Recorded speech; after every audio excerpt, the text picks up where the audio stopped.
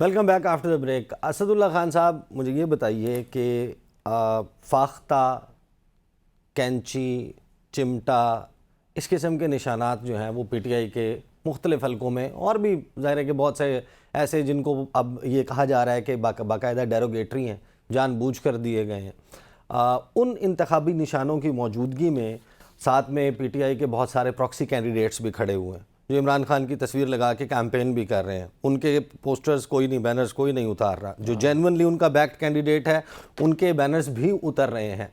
ऐसी सूरत में जब बिलावल ये मैसेज देते हैं कि नून लीग पीटीआई से इंतकाम ले रही है, मुल्क को पुराने सियासतदानों के हवाले नहीं कर सकते, मेरा साथ दें, मैं ये जो दहशत का इस्तेमाल किया जा रहा है मैं इसको ख़त्म करूँगा, आपको लगता है कि ये एक पॉपुलर मैसेज है और पीटीआई का वोटर अट्रैक्ट हो सकता है पीपल्स पार्टी की तरफ? देखिए, पाकिस्तान तहरीक इंसाफ का जो वोट बैंक है ना ईसा नकवी साहब, उस पर तो हर एक ने कोशिश की कि वो वोट बैंक उसको ग्रैब कर सके, और ये पहले दिन से हो रहा था। जब से तहरीक इंसाफ की मुश्किलात नज़र आना शुरू हुई थी, सब लोग कोशिश कर रहे थे कि हमें जो है ये और इस्तेकाम पाकिस्तान जब पार्टी बनी थी उन्होंने नारा भी ये लगाया था कि हम हैं दरअसल पाकिस्तान तहरीक इंसाफ, क्योंकि हमने ही बनाई थी, हमने ही नज़रिया दिया था, और अब हम इधर आ गए हैं तो दरअसल हम ही तहरीक इंसाफ हैं, बस हमने अपना नाम बदला है, तो इसलिए हमारे पास आइए। कल आपने देखा क्या हुआ लाहौर में, N119 में शोर मच गया, टेलीविजन पर खबरें चली, वेबसाइट्स के पर हमने देखा खबरें चलना शुरू, लेकिन बड़ी तफसील के साथ कि ब्रेकिंग न्यूज़ के जी N119 में जो तहरीक इंसाफ के उम्मीदवार हैं महर वसीम, उन्होंने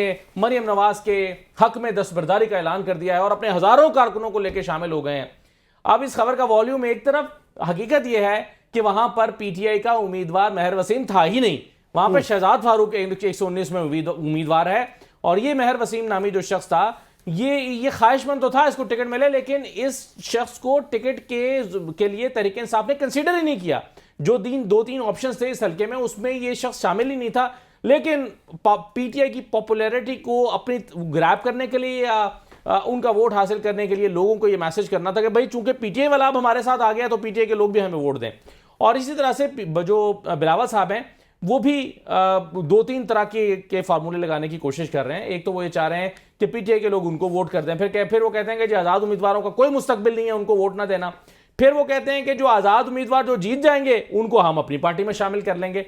तो वो हर दो सूरतों में या हर तीन सूरतों में पीटीआई का जो वोट बैंक है उसको पीपल्स पार्टी में ले जाने की कोशिश कर रहे हैं, चाहे इलेक्शन से पहले चाहे इलेक्शन के बाद, नताइज आने के बाद। और यही इस्तेकाम है पाकिस्तान पार्टी कर रही है। वो भी यही कर रहे हैं कि अगर आज़ाद उम्मीदवार जीतेंगे, पाकिस्तान तहरीक इंसाफ के निशान और झंडे पर जीतेंगे, और जीतने के बाद वो हमारी तरफ आ जाएंगे और हमें ज्वाइन कर लेंगे आके। उनको लगता है कि हम एक जहाज़ उड़ाएंगे और जहाज़ में इन सब लोगों को बिठाकर 2018 की तरह ले आएंगे।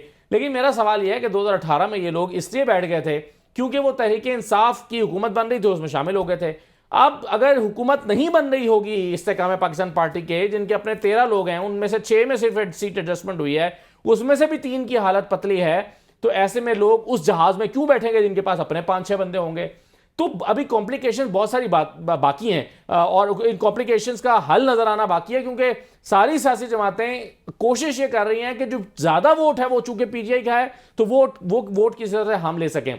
और जहां तक ये सवाल है कि पंजाब की हद तक कम से कम मैं ये कह सकता हूं कि ऐसा नहीं हो सकता कि चूंकि बल्ला नहीं बचा तो पीटीआई का नजरियाती वोटर तीर पर जाकर मोहर लगा दे, महज इसलिए कि चूंकि बल्ला है नहीं है। हाँ, ये एडवांटेज कुछ हलकों में नून लीग को जरूर हो सकता है कि जहां पर तहरीक इंसाफ का तगड़ा उम्मीदवार जाने के बाद कोई ऑप्शन ही नहीं बचा। मसलन आप लोधरा में देखें जहांगीर तरीन साहब के हलके में, तो पीर इकबाल शाह जो हैं उन्होंने दस्तबरदारी का ऐलान कर दिया। उससे पहले जो शफीक साहब थे उन्होंने भी दस्तबरदारी का ऐलान कर दिया। तो दस्तबरदारी का ऐलान करने के बाद अब सिद्दीक बलोच बचे हैं और वहां पर जहांगीर तरीन बचे हैं। तो वोटर के लिए पीटीआई का ऑप्शन ही नहीं बचा, क्योंकि पीटीआई ने अब जिस खातून को वहां से अपना हमायत दी है वो खातून बहुत ही बिल्कुल उनके पास इलेक्शन लड़ने का एक्सपीरियंस नहीं है। तो कुछ हलकों में ऐसा जरूर होगा कि लोग सेकंड ऑप्शन के तौर पर फिर देखेंगे, अच्छा चलें ये दूसरा उम्मीदवार भी तो हमारे लिए हमारे ही इलाके का है और यहीं पर पार्टियां बदल बदल के काम करता रहा है तो चलें इसको दे दें। कुछ हलकों में इसका इंपैक्ट किसी हद तक आ सकता है, लेकिन खालिस नजरियाती वोटर जो है सही। वो मैं नहीं मानता कि महज इसलिए कि बल्ला नहीं है वो जाके तीर पर या शेर पर मोहर लगा देगा। सही। कुछ हलकों में फैक्टर्स मुख्तलिफ हो सकते हैं। सही, यानी कि बिलावल आपको लगता है कि उनकी ये जो मैसेजिंग है टुवर्ड्स पीटीआई ये सक्सेसफुल नहीं होगी, और वाहिद तरीका यही था कि अगर उनकी सीट एडजस्टमेंट बाकायदा मुज़ाकरात के नतीजे में पीटीआई के साथ होती, only that was the possibility. Sindhu साहब, जो नून लीग की कैंपेन है उसको हम बड़ा क्लोजली फॉलो कर रहे हैं। 21 अक्टूबर को मियां साहब ने जलसा किया, हाफजाबाद में वो सामने आए, और आज मानसेरा में अच्छा साइजेबल क्राउड था, लेकिन लिया का जलसा आप लोगों ने कैंसिल कर दिया।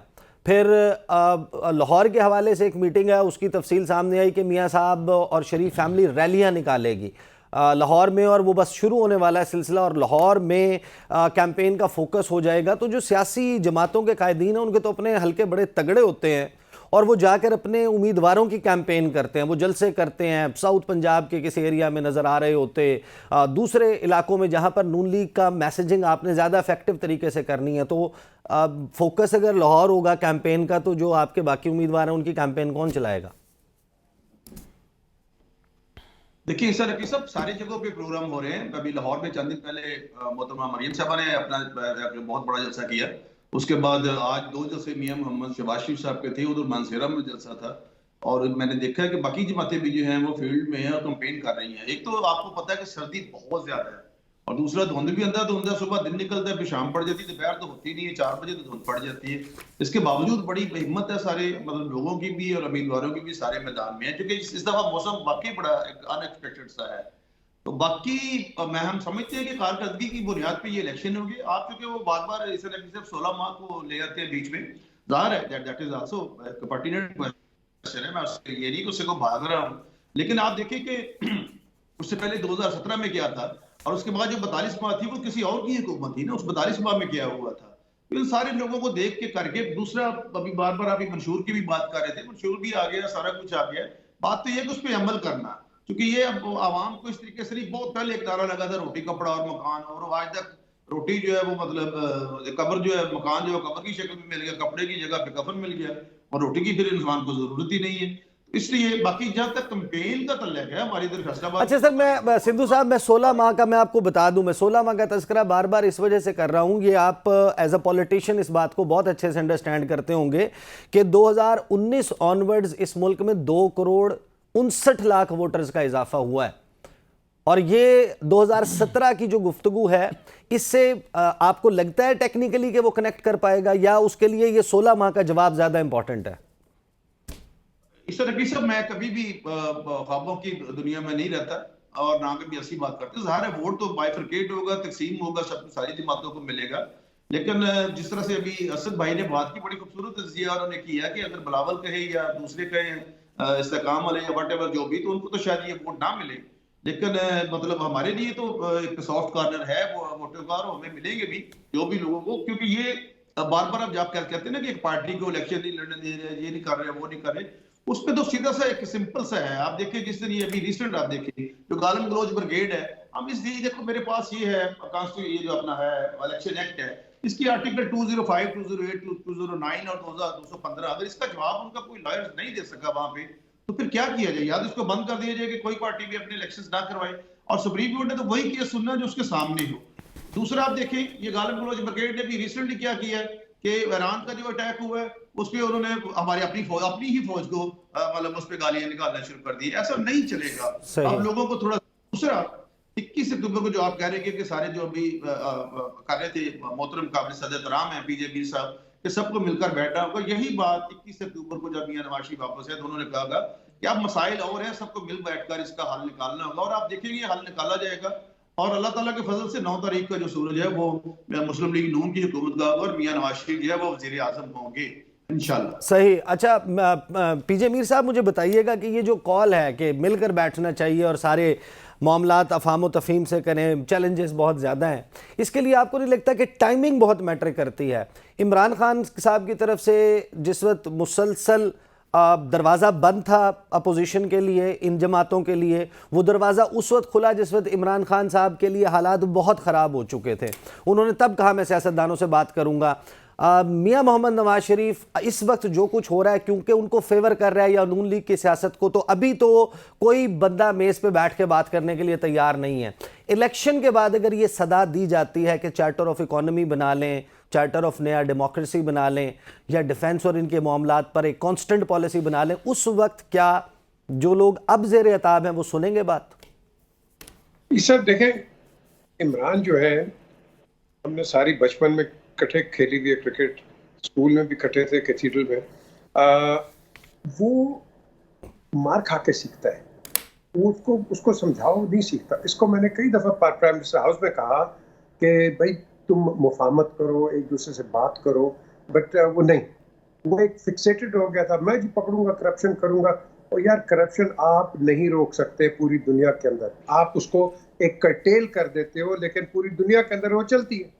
अब आप एक ही पे फोकस करो, डेवलपमेंट पे ना फोकस करो, तो नुकसान किसका है? मुल्क का। हाँ, जहां आपको सही ब्लेटेंट नजर आती है पकड़ो, अनपनिश, सिंपल एज दैट। अब वो फिक्सेटेड था। अब जिस तरह आपने कहा, वो उसको समझ आई तो आई, लेट आई। अब लेट आई तो इट वाज टू लेट। अभी भी मैं समझता हूँ कि अगर हम बैठ के बात करें एक दूसरे के साथ, और ये क्यों बैठ के बात करें, क्योंकि जो भी आएगा इलेक्शंस के बाद, बिलीव मी, ये बहुत टफ टाइम मिलेगा। जो भी गवर्नमेंट आएगी बहुत टफ टाइम मिलेगा, क्योंकि अवाम रोड पे निकल आई हुई है। वो कह रही है आपकी कीमतें कम करो, पेट्रोल, आटा, आप कमोडिटीज की कीमतें कम करो। अब ये जो गवर्नमेंट है, फ्रैंकली जो भी गवर्नमेंट आएगी वो इसको पूरा नहीं कर सकेगी। क्यों? क्योंकि आपके इकोनॉमी के हालात इस तरह है, आपके अंदर एक इकोनॉमिक डिप्रेशन है, जो कि लोगों को आप बताएं कि आप इस बड़ी मुश्किल वक्त से गुजरे हैं। $126 मिलियन का आपका एक्सटर्नल डेट है यार, खुदा के लिए। आपका जीडीपी ग्रोथ जो प्रिडिक्ट किया था वर्ल्ड बैंक ने 8.1%, अब वो 7.1% हो गया। अंदाजा लगाओ। तो how will you recover? Recovery हो सकती है, ये मिल के बैठ करें, और जो भी आता है उसको एक्सेप्ट करें और कहें कि भाई we will not criticise you for the sake of criticism, लेकिन हम तनकीद करेंगे बराए तामीर। यहाँ तो गालियों पे एक दूसरे की पर्सनालिटीज पे आ जाते हैं कि वो ये, तो इस तरह पॉलिटिक्स तो नहीं चलती है ना। इस तरह नुकसान तो अवाम का है, गरीब आदमी का है। ये जो मरियम हो, नवाज हो, ये इमरान हो, कोई भी हो, बिलावल हो, ये इनके एक एक लफ्ज जो है अवाम सुनती है, और इनसे उम्मीद की एक किरण रखते हैं। तो अगर ये एक दूसरे की वो करते हैं, मेरे जमाने में ये हुआ, उसके ये हुआ, फलाना ये हुआ, इस तरह नहीं अब टाइम चलेगा। अब तो आप देख ले, वर्चुअल जलसे आने शुरू हो गए, लोग निकल ही नहीं सकते हैं बाहर। इतनी मुसीबतें हो गई है, गाड़ी बास कहां से निकलेगा? सो पहले बैठो इलेक्शन से, एक मेमोरेंडम ऑफ अंडरस्टैंडिंग करो कि जो भी आएगा यू विल एक्सेप्ट इट। नहीं आएगा तो फिर वो जो बंदा कह के चला गया था ना, फिर अल्लाह ही हाफ़िज़ है।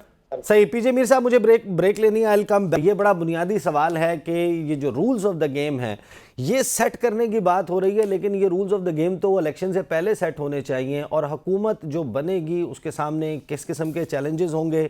इंतखाबात को क्या कहा जा सकता है कि ये पाकिस्तान की तारीख के मुतनाज़ा तरीन और मोस्ट इंजीनियर्ड इलेक्शंस होने जा रहे हैं? बात करते हैं आफ्टर द ब्रेक।